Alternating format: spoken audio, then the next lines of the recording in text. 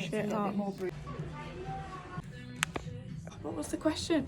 Raise your eyebrows. So you're going to feel like a little pinch.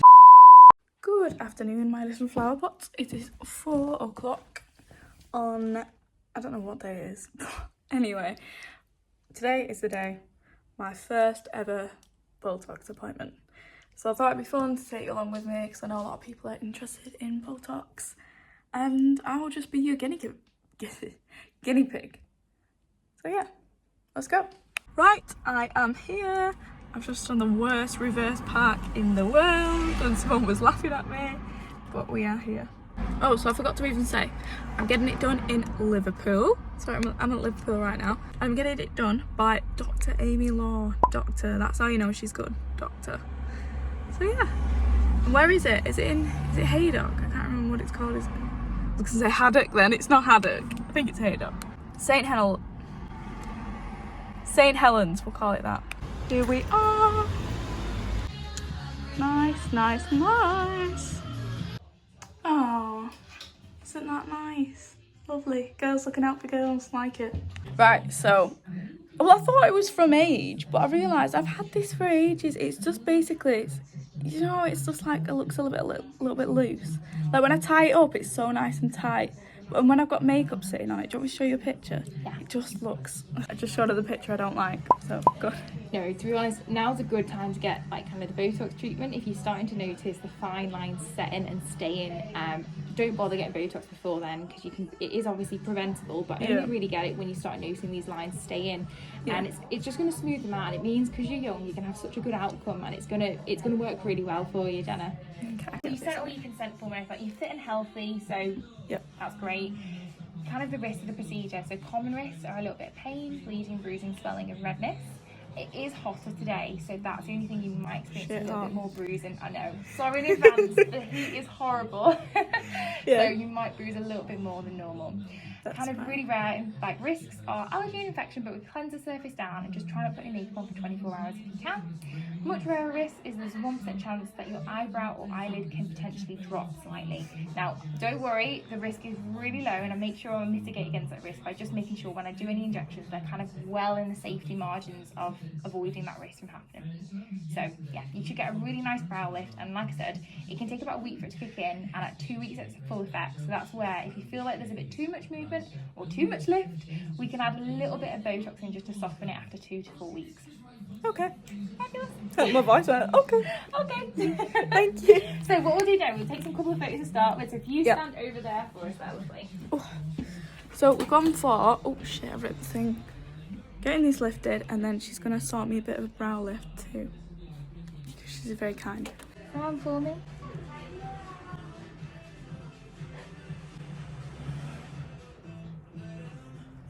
And relax for me there. Raise your eyebrows up for me. And relax for me again.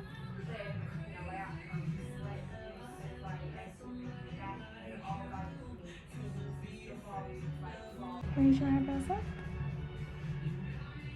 Fab. So you're going to feel like a little pinch and a little scratch.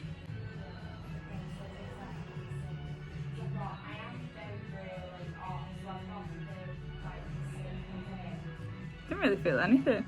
A little pinch here.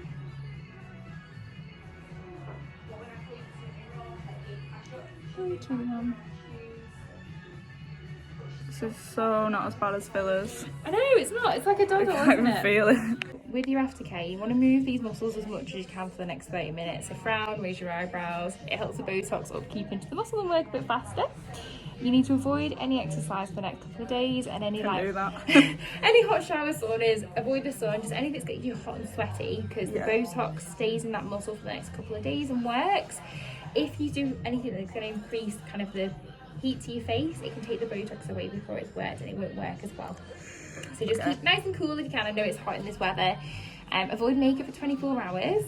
You're going to feel the effect starting to kick in after about a week, and then at 2 weeks it is maximum effect. That's when we bring you back in if you need any little tweaks and adjustments. So does it start going down after that? So very, very gradually. It's at its peak kind of between like 4 to 6 weeks. So that's when you're going to feel like it's at its strongest. So you're going to have a reduction in the movement. You're still going to have some movement though, because we're giving you a maximum brow lift. So you still have some movement about the arch of the eyebrows, but you'll have a reduction in movement in your frown in the middle of the forehead.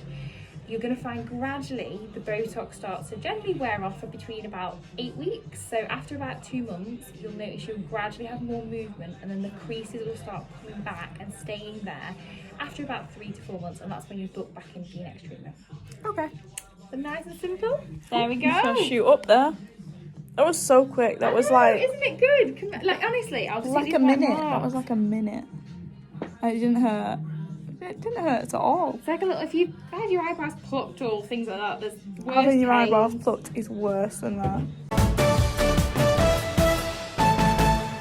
So first question is, how much is it? So it depends on how many areas you get. So for example, the frown will be one area, the forehead is a second area, and around the eyes is a third area. So it will vary from clinic to clinic, but typically for one area, you're looking at about £180. If you go for 2 areas, it's 210, and 3 areas, which would be all frown, forehead and eyes, is 275. Bargain. Next question, tips on how to find someone you trust to do your Botox. So if you're looking at obviously having anyone inject your face, it's super important that you trust them. So the best advice I could probably give is, first of all, find out what their background is. Are they medically qualified? That will give you a bit of reassurance that they kind of have the training and the knowledge of the anatomy to deal with any complications. Second of all is check out their Instagram page or their website or their Facebook page. Does their results kind of follow the results and kind of the look that you're after? Is their ethos what you're after? See if they only have any videos talking about who they are, what kind of treatments they do. And then thirdly really is book a consultation, because I do think the best thing you can do is meet whoever's doing anything on your face, meet them face to face, because it's very different from kind of looking at someone's Instagram to actually physically speaking to them. You kind of get that general consensus of that feeling you get with someone if you trust them, and I think that's what you really have to go off. Go with what you got when you first meet them. No one should ever be a hard sell. They should be really looking at educating you and explaining certain aspects of why you should get the treatment, and then make your own decision then based off that. I have never met anyone so good at speaking to the camera. How long will it last? So it can vary again from individual to individual, but you're looking at on average 3 to 4 months. So when you first have your treatment done, you'll feel like it's a little bit more stronger, the effect, and after the second month it will gradually start to wear off. So you will normally get a bit of reduction in the movement kind of after about a week, and then its full effects at 2 weeks. After about 8 weeks you gradually get more movement, which is completely normal. The Botox hasn't worn off, it's just naturally your muscle regains more of its strength. And then at the 3 or 4 month mark, that's when the creases or lines start to stay put, and that's when you should get your next dose. Can't wait. How often do you need injections for preventative purposes? So Prevention. Sorry. Prevention. I don't know. Prevention purposes. So if only get Botox when you start noticing little fine lines and creases, because it is obviously it does wear off. So you're going to have to, once you start, you're going to probably want to look at maintaining it. So you're going to have to be having treatment every 3 or 4 months, which from a financial side of view, you have to consider the finance option side of it.